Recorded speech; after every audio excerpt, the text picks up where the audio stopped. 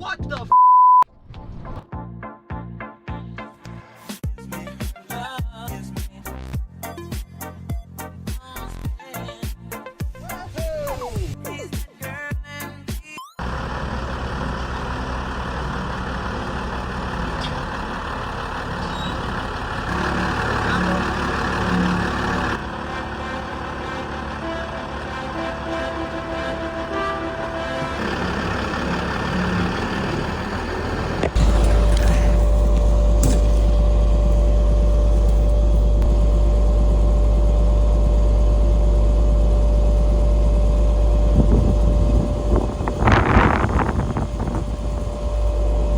Okay, so I tried to get the best footage I could with this being dropped off. I typically like to pick up my purchases from Copart, but I didn't have time this week. I had a real busy week, and so I had this one delivered. So far, from what I'm seeing, I'm not too happy with it, but hopefully that will change. Now, some of you are probably already saying, Al, why on earth did you buy another SRX, one that's nearly identical to one you just bought 2 months ago with 27,000 miles? So when I bought that 27,000 mile SRX, my girlfriend fell in love with it, but you know, she didn't want that one because it's so nice, and she's like me, she understands the Survivor and it needs to be preserved. And my girlfriend does a lot of driving, and she's always parking in places where you wouldn't want to park a car like that, where they're going to get dinged up, banged up, whatever. So she loved the vehicle, and so I said, okay, we'll keep an eye out for one for you. It's got maybe a little more mileage on it, a little more wear and tear, but still overall a very nice one. But something you can drive guilt-free, not worry about putting miles on it, not worry about it getting bruised up, whatever. So here we are a few months later, and this popped up on Copart. It's the same year, 2008, same color, the Tri-Coat Pearl. Pretty much the same trim. It's got the sport package with the grille, the bumpers, couple different selections on the options. One which I really liked is that it's rear-wheel drive and not all-wheel drive. We're here in Florida. We don't need all-wheel drive. For whatever reason, all my other SRXs have ended up being all-wheel drive. The issue with that is just one more thing to go wrong, and the transfer cases tend to be a weak point on these vehicles. They're more fun to drive, too, with the rear-wheel drive. So pretty much the same options. It's very loaded up. A couple things different, but overall very similar to mine that she fell in love with. This is a one-owner, dealer maintained since new, and religiously maintained. All kinds of service on the Carfax, tons of service records. So everything checked out pretty well on it. The pictures, it looked decent, dirty, but decent. And so I said, okay, let's go after this one. And we won it really cheap. Got it for $300 winning bid with fees. That puts it just shy of $600 out the door. So it's a really low risk purchase. But now I'm a little bit worried because she's in love with this thing. She's excited. Unfortunately, she's working today, couldn't be here for the drop off. And now I'm seeing this thing and it's looking rougher than I was hoping it would be. It's got all kinds of grandma bumps and bruises on it. Got some, I mean, a lot of this stuff will buff out, so it's not a huge deal, but there's a lot of it. And you actually have, like, these scratches here are through the paint, through the clear, so that's not going to buff out. You got another one here. This long one all the way down the doors will buff out, but look at all this. Some bad paint damage on this thing, especially this big scratch here. I don't remember seeing any of this stuff in the pictures. I don't remember seeing this. I don't remember seeing this guy, but it's tough to tell with the Copart pictures. You can see this is scratched up here. So we'll see if that was just stuff I didn't notice in the pictures, or maybe this thing got damaged in transport. Then again, you can see the dirt's really caked on there. I feel like if those scratches had happened in transport, you would see the dirt wiped off as well from whatever it made contact with. So they were probably there. I don't know what happened down here. That definitely wasn't like that. It's probably from the boom when they towed it with the wheel lift, but that looks like it'll be able to pop back out just fine. I think that's the least of my worries at this point, based on what I'm seeing. You can see it's from Dew Cadillac in St. Pete. I think it's called like Dewey or something, the actual name. Now I'm just hoping that's Copart dirt and not salt residue in the exhaust. Again, this is a flood vehicle. The water line they marked at Copart, it's way down here. And there's nothing in the pictures. There was no obvious water line in the pictures like the one I bought a few months ago. You could see it clear as day on the front bumper. You can see a lot of scratches here And through the clear, a lot of scuffs on the door. Most of that stuff will buff out, but these guys are, you know, they're not going anywhere. The tires have good tread, and I don't see any dry rot. They are. I was looking at the date coat when this was being dropped off, 2017, I think. Regardless, they're in good condition. They match all around. But the inside of this, and I saw it in the pictures, but it's even worse when you see it in person. It's really, really filthy. This is a one-owner vehicle, and that's why I say sometimes one-owner vehicles, you know, you think one owner, well kept. Not always the case. This thing is really, really nasty. And sometimes that happens with older people. I'm assuming this was an older Snowbird's vehicle just based off the area it came from. Sometimes when these folks get older, they are no longer in the shape to be, you know, regularly cleaning their vehicle, and they get pretty nasty. This thing is a lot nastier than I thought it would be. And, oh, wow. Now, I hope that's not sand, because if the water was that deep, we can basically say goodbye to this thing already. What I'm seeing so far, I kind of saw this in the pictures. Well, you guys tell me. I'm looking through the camera. I think those cigarette lighters look clean. I mean, they kind of have a weird, like, residue to them. But maybe not. It didn't wipe off. That's one of the first things you can look at, and if it's all rusty, then you know if the water was in there. The seat tracks look clean, but then again, they're, you know, seat tracks are generally well greased. So if they get flooded, they usually don't rust. Maybe just some hardware on them will rust. Bear with me, guys. I'm pretty tired today. If I'm huffing and puffing and not making a lot of sense, you know, I'm operating off a low amount of sleep here. This thing is so friggin' dirty. Look at it. Looks like somebody... What happened back here? And it doesn't smell particularly pleasant in here either. It kind of smells like cat piss, if I'm honest with you. And this is for my girlfriend, so that's why I take it. That's why you don't hear too much enthusiasm. I mean, yeah, you see a lot of good things. The seats are in good condition. I don't see any strong evidence of flooding so far, but this is for my girlfriend. I wanted to get her something nice. And this is just filthy. I would never put her in this car, not until it's had a deep cleaning. But if I'm going to do that, this thing has got to be in good order mechanically. So the maintenance, as I said, looks really good on the Carfax. They've done pretty much anything this thing ever needed, and then some. You know, every regular fluid change. They even bought an extended warranty for it back in 2017. And I'm assuming if they have that warranty, they put it to work and continued to maintain it. But the Carfax records kind of drop off after 2021.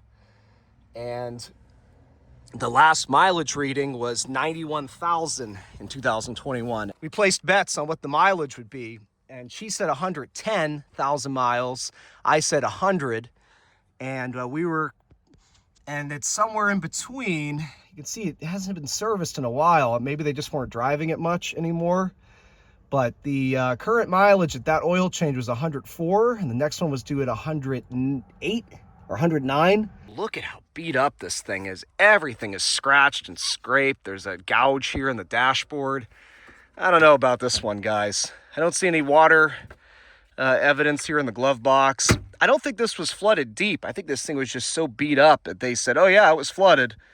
I don't want to say that somebody committed insurance fraud, especially without any evidence. I just think that if this was even flooded at all, they just wanted to get rid of it at this point. I mean, this is super neglected. I almost wonder, again, Carfax showed it as a one owner, but sometimes Carfax misses ownership changes, especially if they're in the same area. So I almost wonder if they sold this thing to somebody in their local community and it didn't pick up on that ownership change.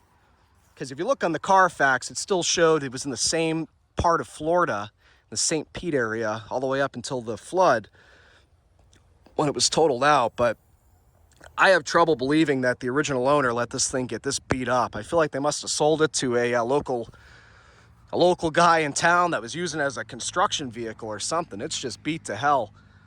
Now, let's hope that's not the same with the maintenance. The coolant is full. It looks, well, it's hard to say because the damn reservoir's so dirty. I mean, look at this. There's like a talon of something here. You see that? Oh, man. I mean, the coolant looks good. Now, this is a 3.6 car, and one of the other reasons that I was inclined to buy it is around 70,000 miles on the Carfax at the Cadillac dealership. It said timing cover replaced. Now, Carfax is weird because you can't, when auto shops report things onto Carfax, they can't type in exactly what they did. They have to select from certain descriptions that are kind of vague. If I had to guess, I think that this thing had the timing chains replaced and the tensioners replaced at the dealership at that mileage, and that was just the way they put it into the system. I'm still not seeing any flood evidence, which is a good sign, but sometimes it doesn't necessarily mean that you're in the clear. It could have just been a really clean freshwater flood. My feeling is it just wasn't flooded at all.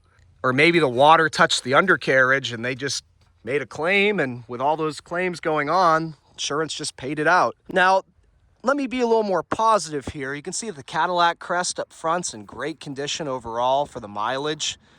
And considering the condition of the rest of the vehicle, usually the colors get really faded on these if they sit out in the sun a lot. Just to cut to the chase here, as much as I don't want to touch this filthy ass carpet,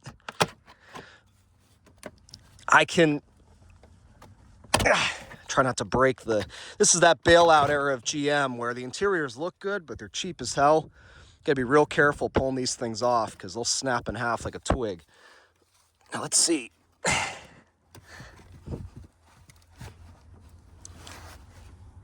You know what's funny? I mean, maybe it feels dry to me. And you even see there's wrappers and stuff down here that are dry and seemingly unaffected. I don't see any sort of water line anywhere at all. To the point where, honestly, I'm pretty comfortable just throwing power on this thing and seeing if it'll start, because I am not seeing any evidence of anything. So at the very least, I'm gonna get my booster pack, throw power on it. At Copart, it didn't have power. And I assume that they tried. That's their general procedure. They do is they'll throw power on them, and you can see somebody had tried because these are off, the covers here for the terminals. Some of you might be saying, oh, why don't you just, oh my God. These people hated this thing. That happens a lot of times to older people when they have their walkers or their wheelchairs, they kind of just throw them in. But usually it's the back seat. Look at this. I'm not saying that my cars are all squeaky clean, but this is like a biohazard in here. They got all these fluids everywhere. I just hope to God they're coffee. I'm gonna check underneath this side now. It's dry. And you have all this trash that's fallen underneath the carpet, and none of that stuff is deteriorated by soaking in water. So I guess that's the positive of this vehicle, right? It's disgusting, but it seems like it wasn't actually even flooded.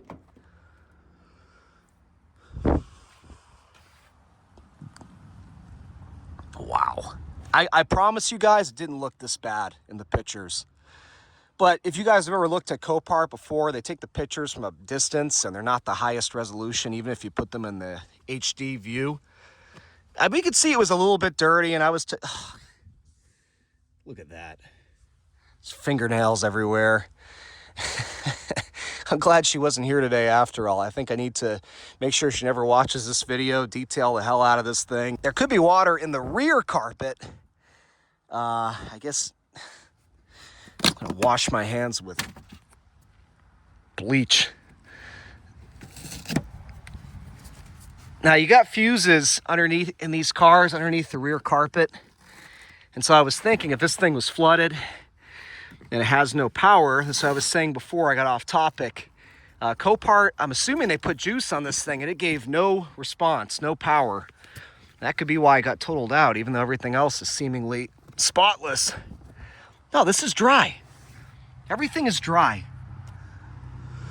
I was thinking one of these fuse boxes in the back, there's one on each side. I don't even know what they do. I've never had to mess with them, but I figured maybe one of those was underwater and something shorted out, and that's why it had no power. But maybe Copart looked at how nasty this thing is inside. It didn't even try to start it. I also noticed it didn't even come with the key fob. It just has the key, and I don't even think it's a GM. No, it's some piece of crap hardware store key. That's nice. I cannot believe what I'm seeing. You see the water line? I wish I knew how to edit in where my finger. The water line is on the friggin' exhaust. It's even lower than the water line that was on my 27,000 mile SRX. Let me get up close just in case you don't see it.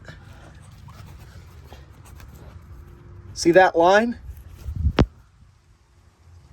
That's the friggin' water line. It didn't even touch the control arms, or maybe just barely on the bottom. I think you can kind of see some filth there.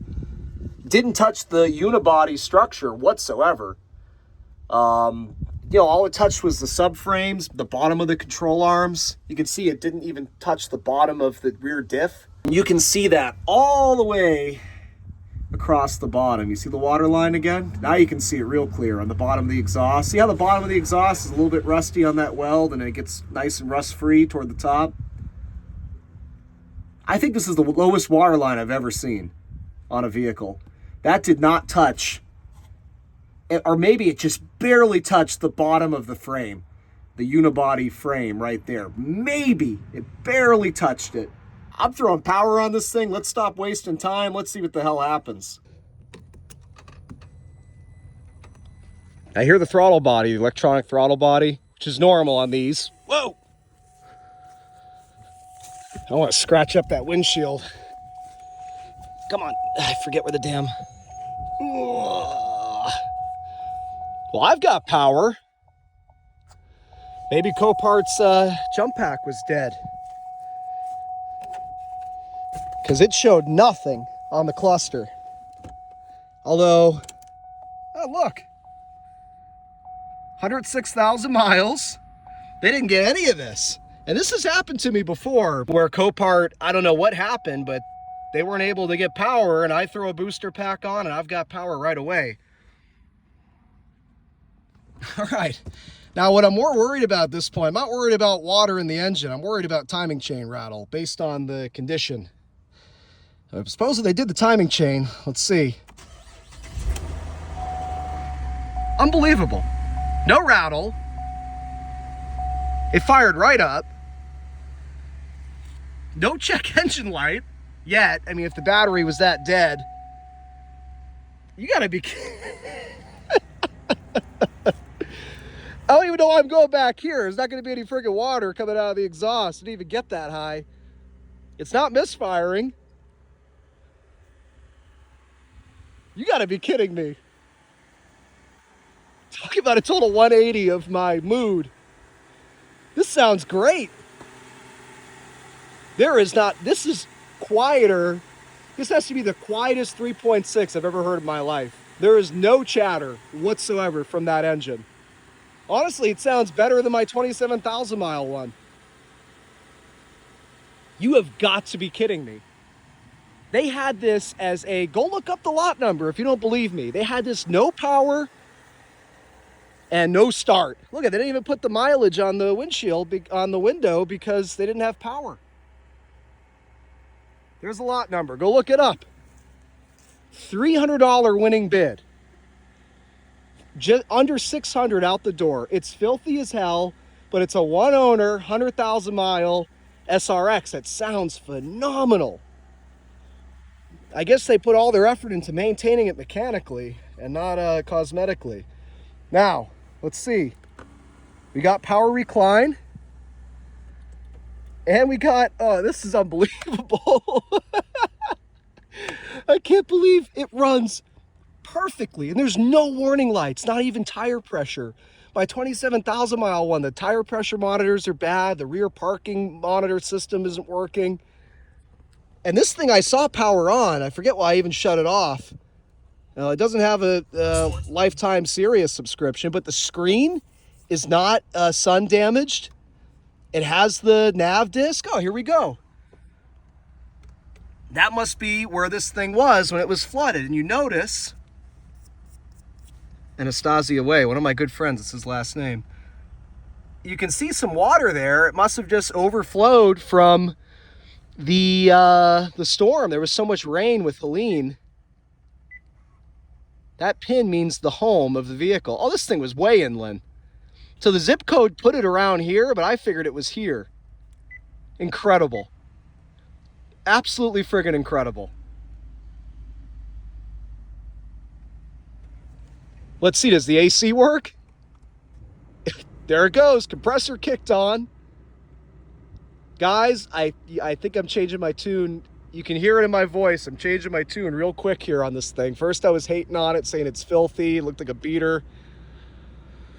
But what's more important to me than cosmetics is mechanical. And this thing seems rock solid so far. And I know water did not get into anything mechanical or electrical. Let's see if it goes into gear. And the brakes feel nice. The brakes feel firm. Gotta be careful of that fence. We got drive. Trying to see if the calipers are sticking at all. Nope. No stick of the rear calipers. That's happened to every single one I've ever bought. We got reverse. The AC is ice cold. Ice cold. We'll test out that sunroof in a minute. And I'm assuming this is either a gated community or, hopefully this was in a parking garage. It has very little sun damage, so I'd assume that it was. Wow. I'm very happy. Oh, it does have the rear seats. For some reason, the build sheet on, Copart provides the build sheet. It said it didn't have them, or it didn't specify, I guess, but they're here. Yeah, I always forget how to do these stupid things. I'll mess with that later. Let's see if this works.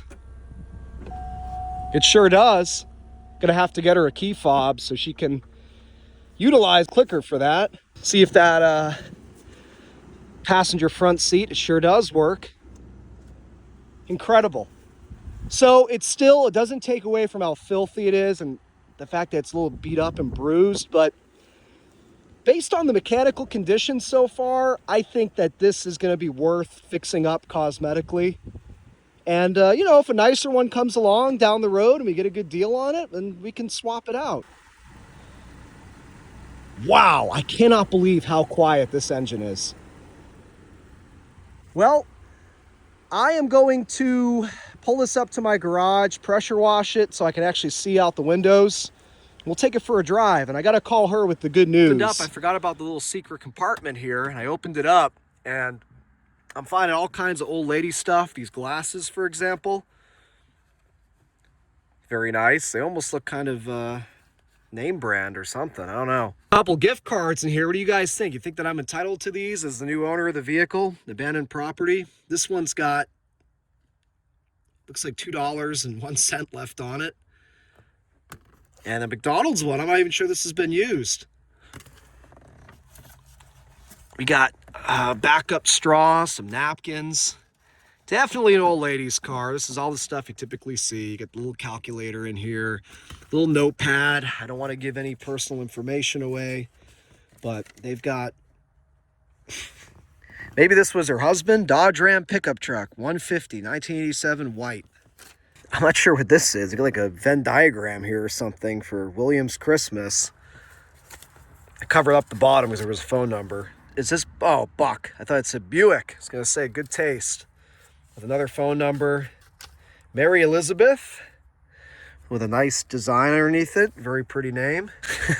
It's with these Elizabeth Christmas with these weird lines and designs underneath them. Anyways, there's all kinds of notes in here, but nothing about the car itself. Got a telephone and address book. I love this stuff. I wonder if she needs this. It's too bad she left that in here. This is from 2000. So she's been carrying this thing around for a long time. Of course, we got the Allstate, which was her insurance, her little insurance thing here, her little insurance binder. And it's just got a bunch more telephone numbers on it, but I'm not seeing that key fob. I'm gonna have to get... All right, forgive my trash neighbor's music in the background. I got the engine cleaned up.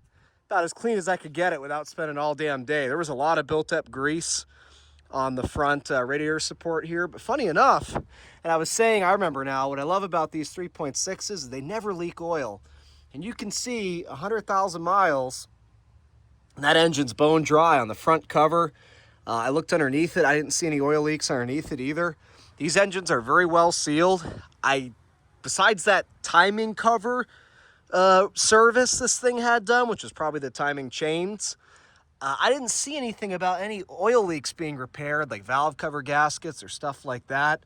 Anyways, engine bay cleaned up, and it's getting later in the day here now, so I want to go drive this thing quick. As I was saying, make sure it shifts well, and everything is good there, and that way I can go ahead and jump in and start pulling this interior. I'd like to wash this carpet and hang it out to dry before the end of the day, and I can worry about washing the rest of the outside and, you know, polishing off scratches and stuff afterwards. But you can see it's already looking a lot better. Again, I obviously need to sponge it. I just pressure washed it. A lot of this stuff, you can see all the damage here from the wheelchair, whatever it was, getting thrown in the back. A lot of this stuff should buff off. And I took the AAA stickers off. They're not, unless they're giving me a free membership, I'm not giving them free advertising. So took all 3 of those off. Those were a fight to get off. They've probably been on this thing since the car was new. Got all the Copart stuff off. That came off easy. So anyways, let me go ahead, jump in here. We'll take it for a drive. By the way, the battery is very good. It's holding charge once I jumped it off with the booster pack. Even after working on this thing for a bit, cleaning up those couple of things I just talked about, it still fired right up afterwards. So don't have to get a battery for it. And if you look, it's a June of 24 battery. So, all right. Pulling out here. Like I said, I've moved this around my driveway, but I haven't actually felt it shift from first to second and so on. So let's see what happens. That felt pretty good. More than pretty good. So far, it's shifting like butter. No hesitation, super soft, smooth, crisp shifts. The alignment a little bit off on this? Yeah, it looks like it. Well, it's actually just the steering wheel alignment, because you can see it's not pulling at all. So, all right, the steering wheel's misaligned. Whoever did the last alignment didn't straighten out the wheel.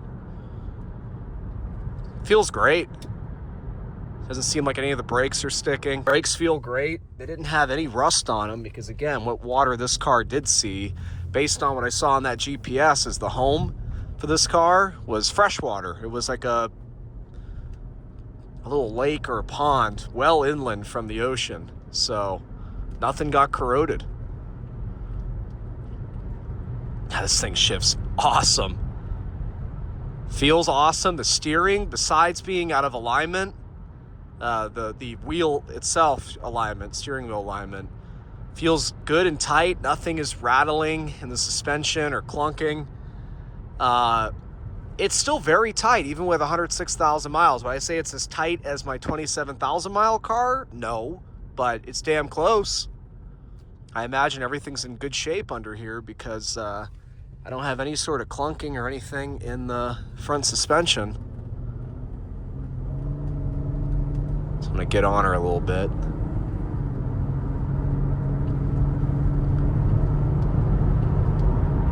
Yeah, I mean, even under some load, it shifts great. And the engine stays running well. It doesn't miss or anything like that as you get into it. It's smooth through the power band. Despite how ugly this thing is inside, how poorly kept it is an excellent runner. It runs so smooth. You can see I've been driving around here for several minutes, and I have no qualms about the mechanical condition of this car. Everything feels great. So I'm gonna go ahead, get it back home, start stripping it apart. It's clean.